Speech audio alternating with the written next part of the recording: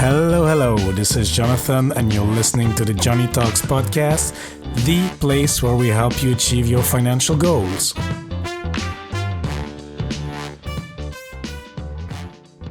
Hola, amigos. Hope you're having a great day wherever you are. And if you're a new listener to the show, special warm welcome to you. I really appreciate you tuning into the show.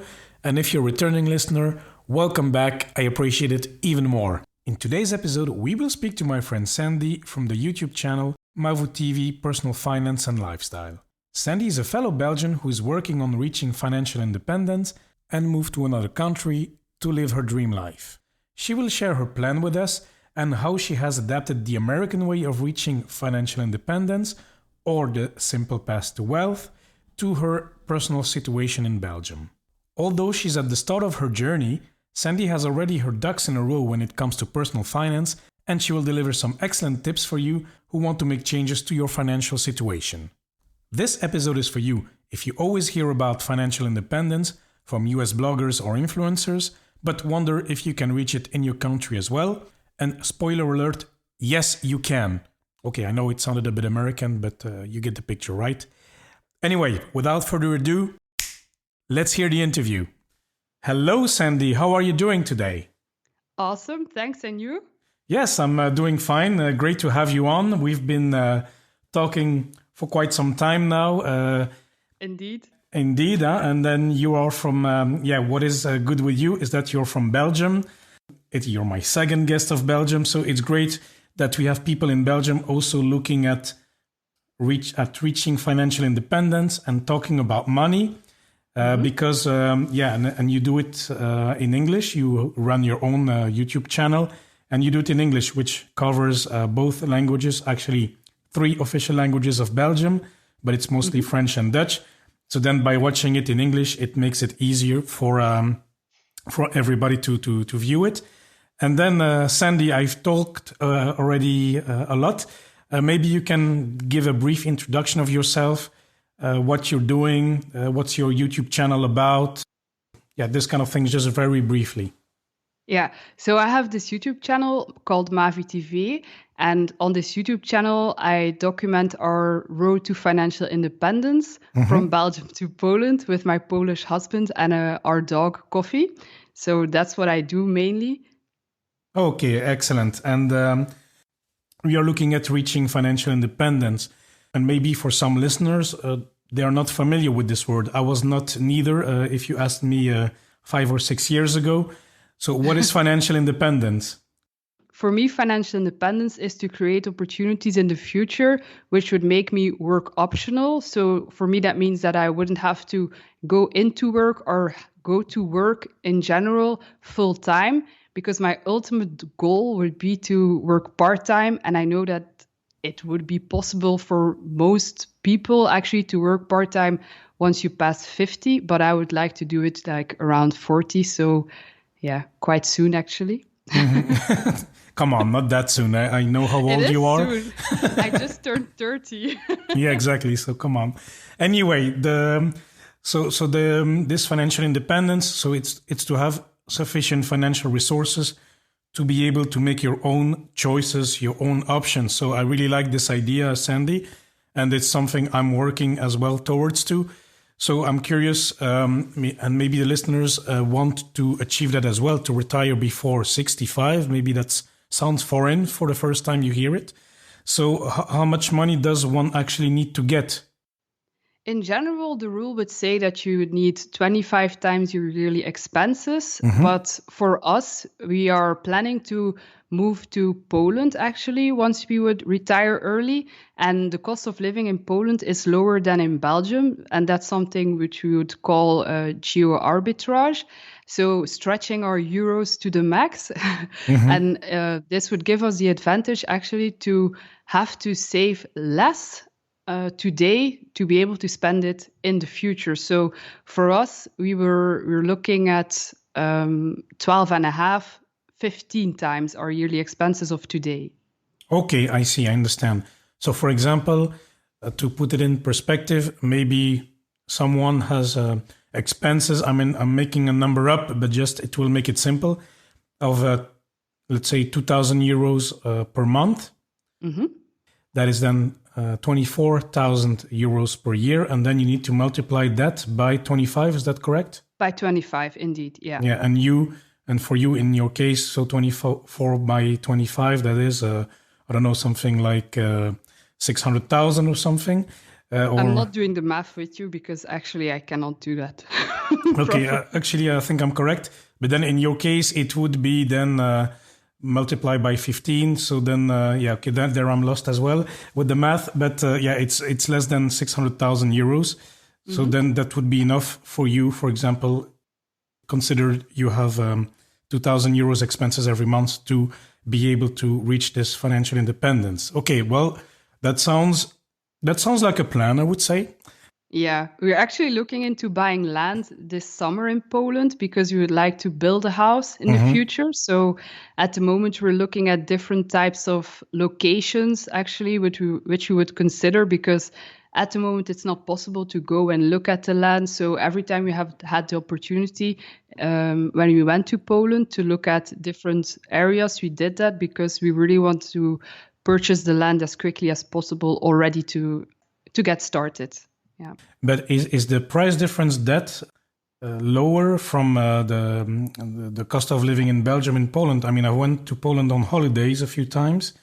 I know it's a bit lower, but I thought the economy before COVID of Poland was growing, so I would expect less difference. Yes.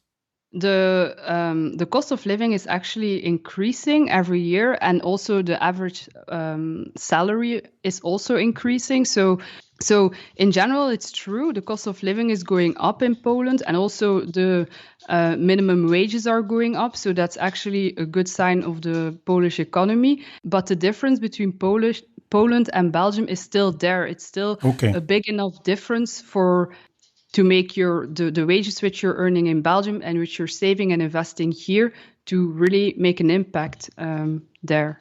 Okay, very good. So this sounds good, Sandy. I think people know where you want to go. People know what your goals are.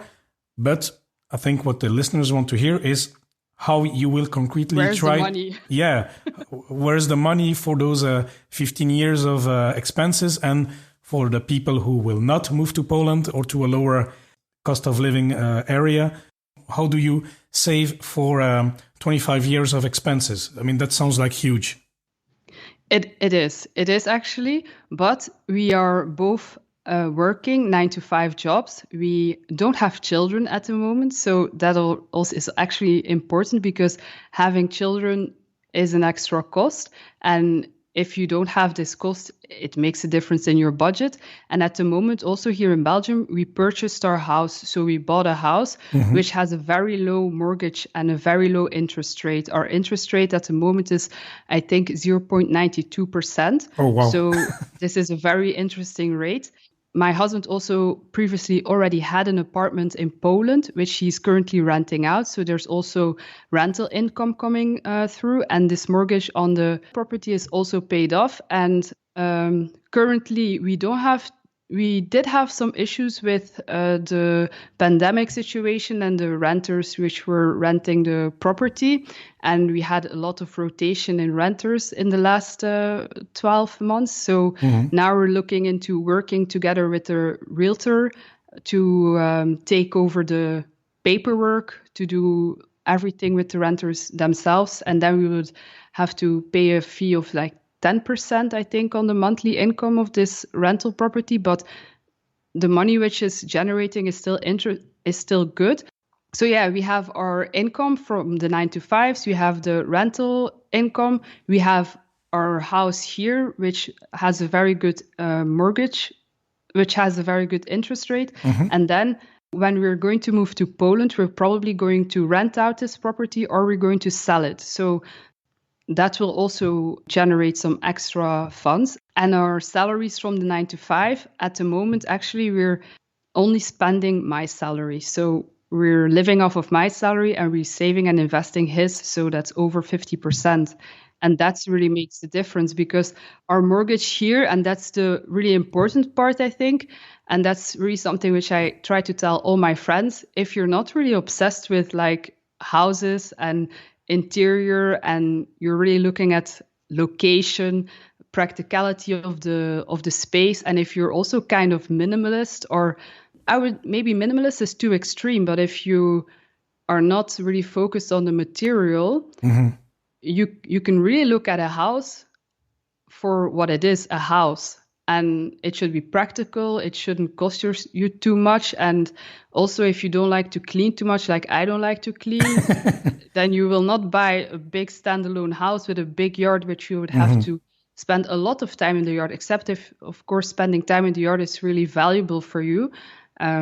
So for us, that resulted into finding the house which we're living in today, which was really within our budget. And we are not spending more than we did on rent. And also, in general, we do not expect high costs. And if we would have high costs related to this house, it wouldn't be a problem for us at the moment. Let's knock on wood that it would stay in the same, to cover that with savings and just like that. And yeah, so that's good, because then you're more intentional about your your current house. You have a low mortgage rate. You're making 2 salaries, but you only keep one for expenses. So all of this plus the side rental income. So all of this, of course, helps you to make all those savings necessary for to reach your FI number, your financial independence number. It does end up, and I really think that it's important when I state all these things to really say that what is working in our advantage. And in our advantage is the fact that we don't have children. We do have a dog, and she really gets good food and good treatments and stuff, but it's not like diapers, So not having children, having a low mortgage rate. Also, we have 2 cars, but the cars are company cars. So that's also something we don't spend on. Like, when you're on the journey towards financial independence, you should really look at your personal situation and see what you can do to maybe increase your savings rate or your investment rate. But you should also do it within the boundaries in which your life would still be comfortable. And for us, it's comfortable, and we're not cutting back on things which are important for us. Okay, that's good. Excellent. And you mentioned the side of the house and that you don't like to clean. I don't like neither. It's true that because I am not fan of minimalism, but I try to embrace some parts of it. And it's true that the less stuff you have, the less maintenance you need to do, the less... if your apartment is 50 square meters instead of 120, then you have less cleaning to do. And probably you will have less stuff in it as well. So I think you are kind of fan as well of minimalism, or at least you enjoy. I'm a fan from afar. From afar, okay. Yeah, because actually for me, minimalism, it's like ever since I lived at my parents' house, like when I was 19, 21 or something like that, I was following the minimalists and I was inspired by them. And I thought that, okay, I will minimize my cupboards and I'm only going to keep my black items and do a capsule wardrobe. But I never did, only accumulated more and more and then rotated on repeat. And then when I met my husband, he came from Poland to Belgium. And when I went to his apartment for the first time, I thought that he was moving out. And he had so little furniture and stuff hanging there that I thought that he just moved in, or that he was in the process of moving out. But actually he just had what he needed, and he didn't have the need to add more stuff into his place. And when we combined our stuff together, we ended up with what we have today. And my parents always say, how should I say? The thing is, you take the positive thing of the other. And for me, that was learning to do it less and really embracing that and seeing the benefit also from it. So, yeah. Okay, looks like you found the right soulmate directly. Yeah, indeed. Okay, that's cool. No, I like... I enjoy all the things minimalism, not like extreme. Like I have more than 2 forks in my drawer. I have 4 chairs in my living room. So, but I like to be intentional about stuff and not accumulating. Especially this for me came more from moving around, because I live now in Luxembourg, I lived in Norway before.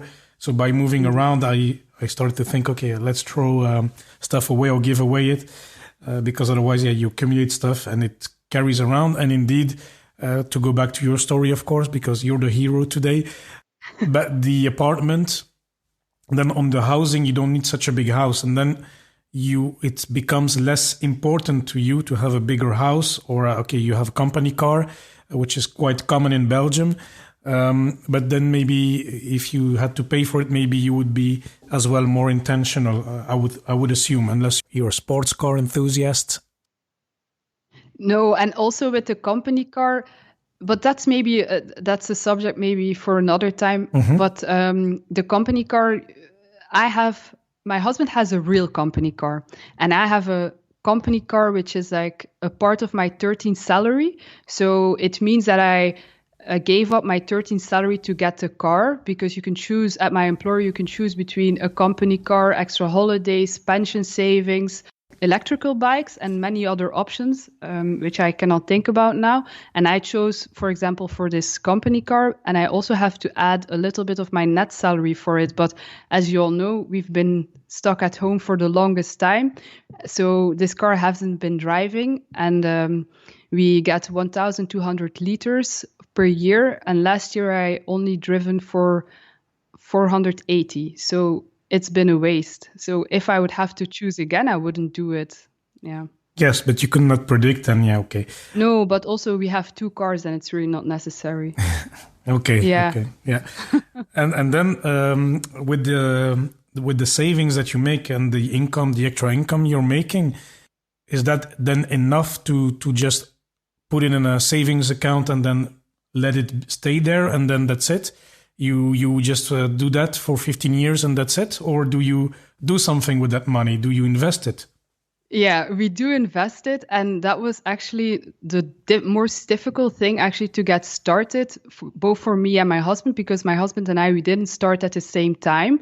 For me, the struggle was that once I found a fire community, most of the information which I could find online was really focused on the American market or American people. And the products in which they would invest and save weren't the same ones to which we had access to here in Europe or in Belgium, to be more specific. Also, the products which they would recommend were not tax efficient for us. So I had to really dig deep on the internet to find some information. And then I was lucky enough to find some good communities, both on Facebook and on Reddit, which I joined, and where I could find the information which I needed. And that's also really something which I try to tell to my viewers on YouTube, and which you also share on this podcast, is to tell people to really do their research for their personal situation, get inspired where the inspiration can be found, which is for you, which is interesting for you. So for us investing from Belgium, it was important to find a product or an investment vehicle which would be tax efficient. For me, that was very important. And also something which I could repeat every single month without having to really think about it too much, or to go back and analyze, or really do extra research. So eventually now I invest into 2 ETFs, or three main ETFs. I invest in the iShares IWDA and the iShares IEMA. So one is emerging markets, the other one is all world ETF. And I also invest in the Vanguard VWCE ETF. Those ones are the ones which I invest every single month, 85% of my savings and investing. And then I still invest 15% of my portfolio into single stocks. And that's not really 100% the simple path to wealth, but it is it is the path to wealth which works for me, because I really like to also do some analysis from time to time, and also it's a bit of a game. It keeps me busy, and it's exciting. I mean, I do stock picking as well, huh? So it's good for your brain, I think, and for your emotion, and to really trust your strategies, trust your process. For me, it works. So yeah. And usually women are better at being a good investor than men, because we are maybe more aggressive, or maybe want to show more, or want to be more risk takers than women. So in this household, we talked about it yesterday, and it's a fact. I'm better at the moment. Yeah. At the moment, my portfolio has been performing a bit better than his, and I'm very proud about that, actually. And then you mentioned the American way, which we can all read about, because there's plenty of blogs and podcasts and YouTubes on the topic. And okay, the simple path to wealth. I mean, the book, basically it's invest in a Vanguard, ETF, broad index fund, and chill. And I think except for the individual stocks, it's basically what you're doing. So you're kind of following the same path, I would say. Yes, indeed. But that's really because my nature is not that big of a risk taker, and that's what I'm most comfortable with. And with the 50% which I do use to pick single stocks, it gives me more than enough excitement, and it's also what I'm actually willing to lose as well. So yeah, it's not this 15%. Also, it's not needed to achieve the goal. In the long term, it will not make the difference. So. It's to give a bit of spice, let's say, to your portfolio. Yeah. Yeah. And so how can one, for example, in Belgium, invest in those index funds or pick in individual stocks? I mean, there are a few brokers, but what is your way of doing it? So me personally, I have 3 portfolios. I have my main portfolio, which I keep with the Giro. And that's just because I started with them back in the day. After the Giro, I opened an account with Trading 212 because I saw that it was also because I saw that for us Belgians, it was finally also possible to open an account with them.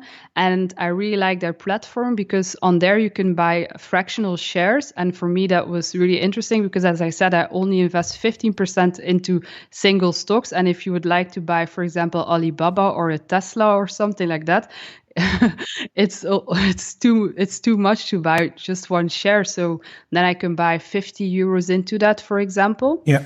And then I also have a portfolio with Box Zero, and the Box Zero portfolio is actually one which I just keep for my YouTube channel because I show my investment strategy, investing 100 euros a month in that portfolio. So that's the only reason for which I have this Box Zero portfolio, because it's also a very easy platform to show things with. So those are the 3 portfolios which I have. And I think a lot of Belgians also use Bolero. Yeah, this is the one I'm using myself. Yeah. And I think that's also a very good platform to use. But I think with choosing the platform, it's the same as choosing an investment strategy. Choosing the platform is as important, I believe, because the platform, each and every platform has their own fees, and you need to see if your budget can handle those fees. And it depends on how often you want to invest, if the cost is also worth it for you. Because if you have to pay, for example, I think if you invest with KeyTrade, it's around 25 euros or something for a transaction. So that's a lot. I know that KeyTrade is very expensive. Okay. So if you would invest 100 euros a month and you would have to pay 10 euros or 15 euros for that one transaction, you already need big gains to earn it back. So then I would say maybe Box Zero is more interesting for you. But on the other hand, the cheaper platforms also have disadvantages, like having to file your own tax on stock exchange transaction, which is a monthly task which you have to do then. Yes, and and I watched your video because I was wondering about that. The thing is, this is specifically for Belgian people. So there's this tax boursière or tax on TOB, tax on stock. Tax op beursverrichtingen, dat is het. Voilà. So tax on special stock exchange trades, which you need to pay when you buy a share or when you sell. And okay, that's something for Belgium. So I've downloaded Box Zero as well, just to try it out. But I live in Luxembourg, so it's a little bit different. So I want to try it a bit as well and do a review as well. That's an important, because, for example, with Bolero or the Giro, I think they already do this.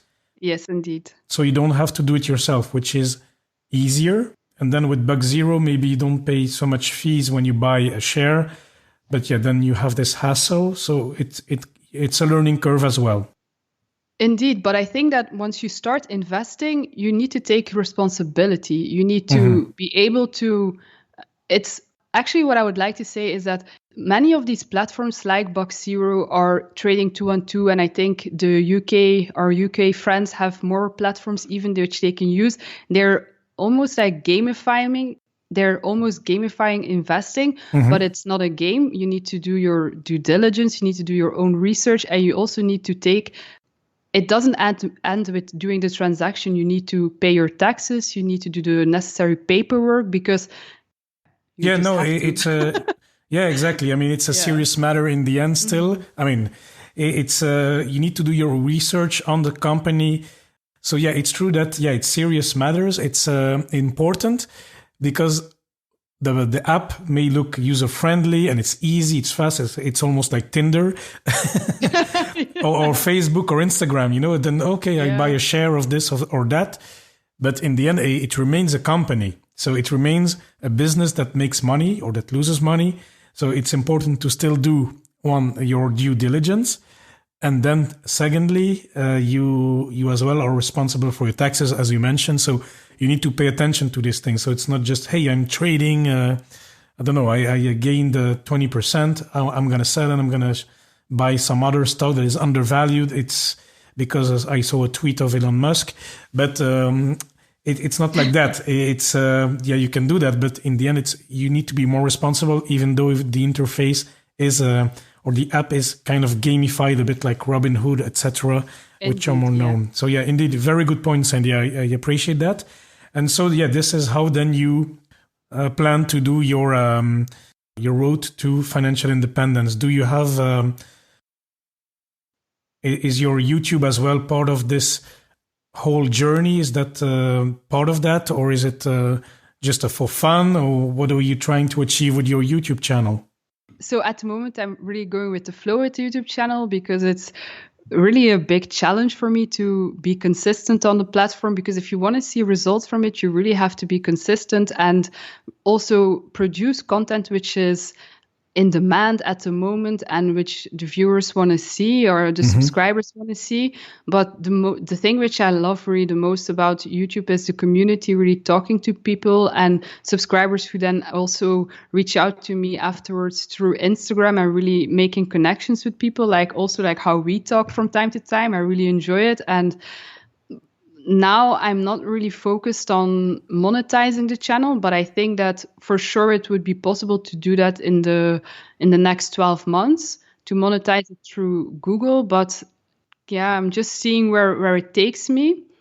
But I'm not focused on it because, Yeah, I see. And I've watched a few videos, of course, because for me it's interesting as well. Even though I live in Luxembourg, I mean, my family is in Belgium, so it's helpful as well. And then I am with Bolero or this kind of thing. So Bug Zero, I want to test it as well, see what I need to do, how it works. So it's interesting for me. And I bet it's not only interesting for me. So it's great. So I would say keep on doing it. It is helpful, and you make it very accessible and easy. I mean, because finance for somebody who just starts, it's maybe not easy. There's a lot to consider, and especially stock exchanges, for example. Investing in the stocks, I mean, we've talked about it on the show. It's a scary thing if you've never done it before. And the thing is also for me with the YouTube channel, when I started, I just wanted to be on the platform because I had friends with whom I talk, and I had friends with who I talk, which were saying like, yeah, I want to save money to buy a house, but I can't.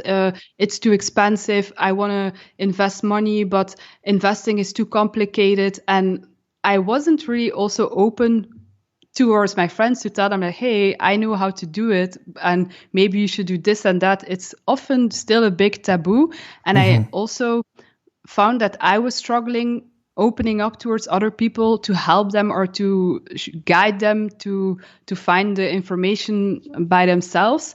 So I thought that maybe I'm too embarrassed or too shy to help my friends face to face and stuff, but maybe I can help like strangers. And that really like, it's weird, but for me, that worked.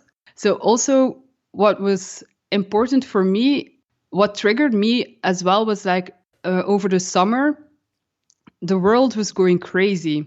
And I had this thing in my mind. I thought that if people just were putting their money where their mouth is, things would be so much clearer, or like people can really like make a change. You don't have to stay in the same situation. And I just wanted to show that things are possible.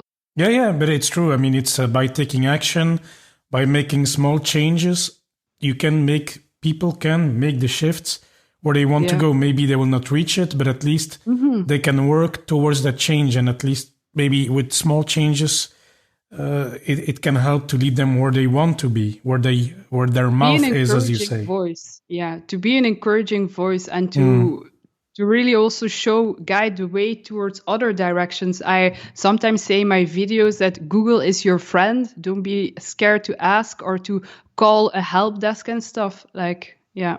And do you think, talking about your friends, do you think that FI or financial independence, this kind of topics, these things are popular among our fellow countrymen?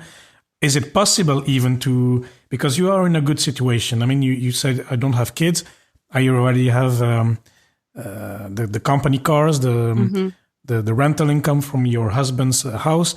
Do you think it is possible to start from scratch in Belgium to reach financial independence in 20, 25 years or something like this?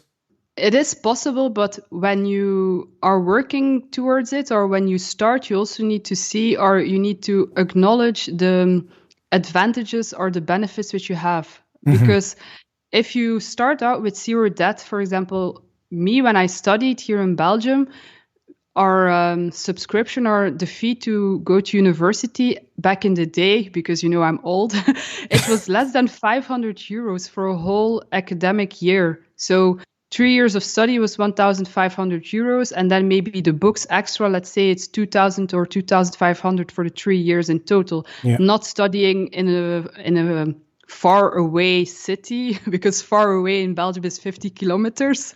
Yeah. So I wasn't. I was studying in my own city. So yeah, I didn't have any student loan debt. I didn't have any debt. So. Yeah, I started working. I lived at my parents, so I worked. I earned my income, and yeah, it's an easy start. But if you live, for example, in the Netherlands, I know in the Netherlands, going to school, to university, it's more expensive. They do take out loans. So then when you finish school, you have to start paying that back. So we do not start from the same position. I think it is possible, but I also think that in general, the way to go, or wat de algemene samenleving, the society. Yeah, in general, the society does not favorize or make you reflect on this possibility. So the first reflection which you will have after finishing school is, let's get a job, let's move out of the parents' house, what type of furniture will I get, and all these things. But you could also stay with your parents, or indeed move out and do co-housing, which is more and more popular even now. So that's something which a lot of people still do. But then it's the car, then it's the new laptop, the phones, television, all these things, and all the subscriptions which you can have now, because it's not only Netflix, it's also Disney Plus and what's the other things like Amazon Prime and stuff. Spotify. Yeah.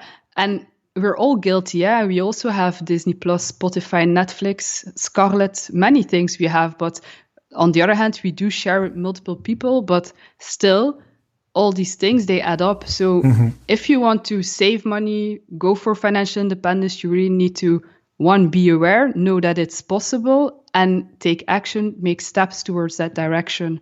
And I think it's easy when you have people around you, or you know of online communities where people are doing that, to also start doing that yourself, because you see an example and you follow a path which has been walked on already before. Because if you need to start without knowing anything, it's much more complicated. And maybe when you have a setback, you will be demotivated much quicker. Yes, indeed. And the thing is as well, it helps you to focus. For example, for myself, I can share that when I finished university, I had zero debt neither. And all I thought was, okay, I need to save because I'm Belgian. So I was saving some money of my first salaries, but I didn't really have a purpose, or I didn't even think about financial independence because I didn't know such things that it existed, even though I studied finance. I knew about the stock markets, which I entered later on, but okay, I didn't know exactly how to value a company. About index funds, I didn't know how it worked. Yeah. I learned this a bit on the go. Yeah, so if you can join this kind of communities, because we didn't have Facebook when I graduated, it was just after. So, Yeah. but we didn't have Facebook. I didn't read blogs on finance. I knew finance, of course, but not in the personal way. So I was spending money. I was buying new clothes. It was cool. I didn't buy furniture. I was never interested in that. But yeah, I spent my money on a lot of things, and some I don't. Like many people, eh? Yeah, so I don't regret many of those, but it's still I was not focused on working towards financial independence. I did not know. If you told me that I could retire earlier than at 65, I would have been, oh yeah, how do you know this? How do you do it? I would have been a bit skeptical, but I would have listened. Yeah, I had a reflection yesterday evening, and I thought that for me, actually, the biggest struggle was when I was saving or when I was living at my parents and I had the possibility, because I didn't have to pay any rent, I didn't have to contribute to the household. I did, but it wasn't mandatory because, yeah, my parents are very, very nice that way. I had a difficult time saving if I didn't have something to save for. So yes, then I just decided that, okay, this is my minimum amount which I want to have on my account, and everything above I can spend. So yeah, today I cannot tell you what I spend it on, except the travels which I did.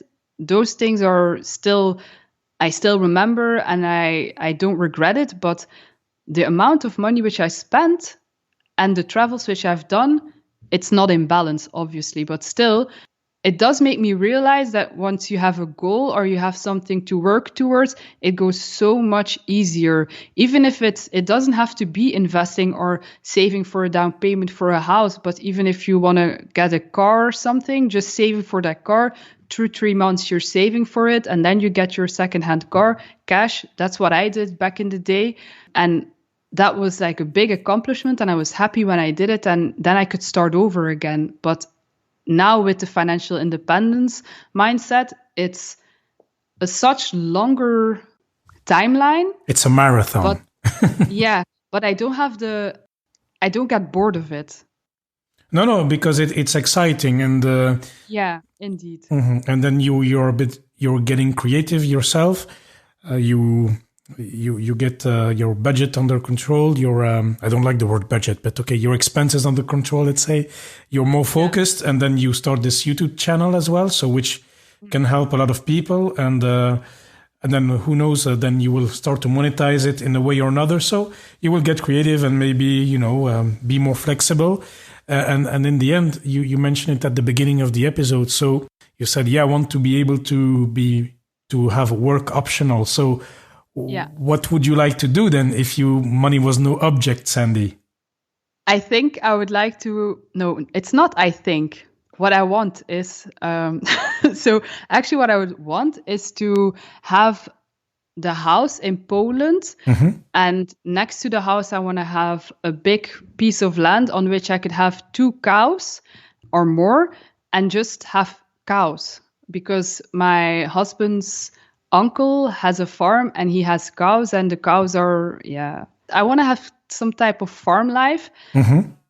And the other thing which I would like to do is I would love to have my own cafe and make my own pastries, but only be open like half of the week, like only from the afternoon or something. Okay. I don't know if that's realistic, but like I would just want to have my own little cafe, something like that. The Mavu TV cafe. Okay, sounds good. Sounds good, Sandy. Look, Sandy, I think this was quite a good conversation, and I enjoyed listening to your journey, to your story so far. And so, yeah, we've come at the end of the show. And as you know, we always have our 3 quick fire question. Yes. So, Sandy, what is the best investment you've made so far?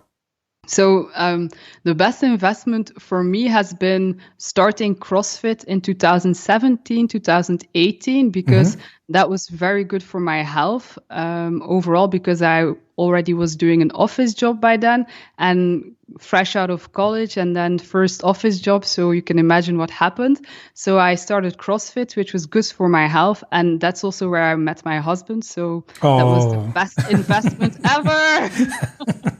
That's a double whammy, as they say. Huh? So that's good. Yes. Excellent.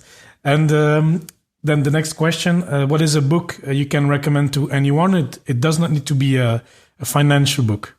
Yeah, so my favorite book at the moment, and it has been already for over a year, is Vegan in 5. It's a cookbook, Roxy Poppe and Ben Pook. It's a recipe book. And every recipe only has 5 ingredients, so it's super easy, super quick, and it's also healthy. So, okay, very good.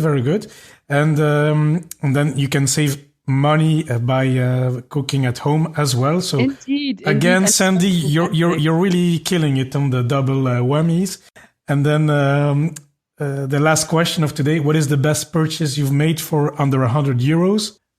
Okay, I'm going to give you 2. I have one finance related, and that is in the summer I invested into lemonade stock, and that one has given me very, very nice profits. The only regret I have there is that I didn't invest more, but it's a single stock, so for me it's always a bit tricky. What is this company? What is this company doing? I mean, lemonade, I guess, but do they sell bottles? What is it? No, it's insurance actually. Oh, okay. It's an insurance company. Yeah, and you should really research it because it's really cool because it's AI also, so it's really the technology, and then in the it's awesome. Just lemonade. Okay, lemonade. Awesome. Okay, very good. And then the second purchase you said?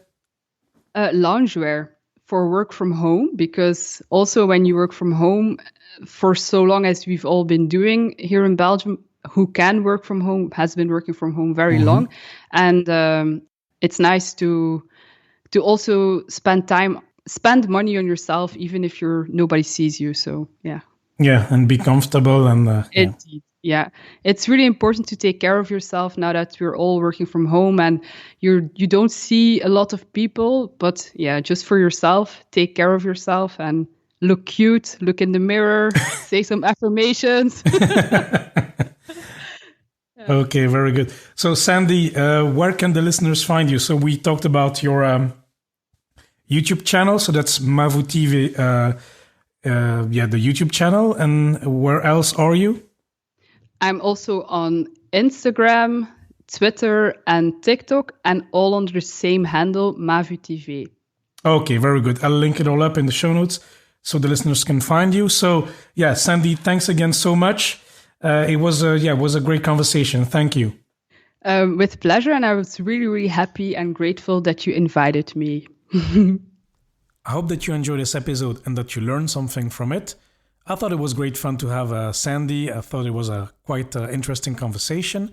So if you found it useful, please make sure you share it with a friend, or you can also rate the show in your favorite podcast app. This will help the show to grow, so thank you very much if you do so. And now, before we head off, as usual, let's go through the key takeaways. Number 1. Financial independence can mean different things to different people. For Sandy, that means to live a life where work is optional.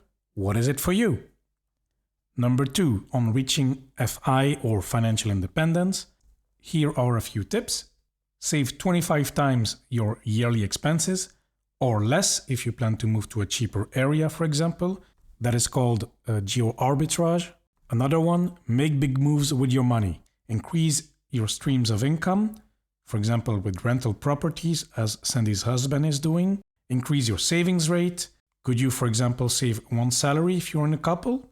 And talking about increasing your savings or investment rate, keep your life comfortable. Huh? You don't want to cut back on the things you love.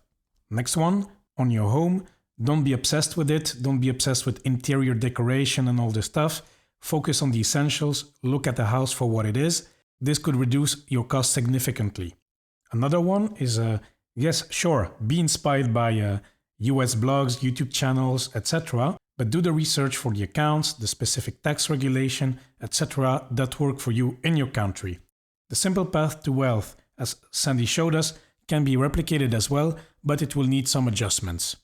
And on that note, I really liked Sandy's remark to acknowledge the advantage that you have in your country. For example, in Belgium, we do not have student loan debts, etc., or higher education registration fees are relatively low, so below €1,000 per academic year.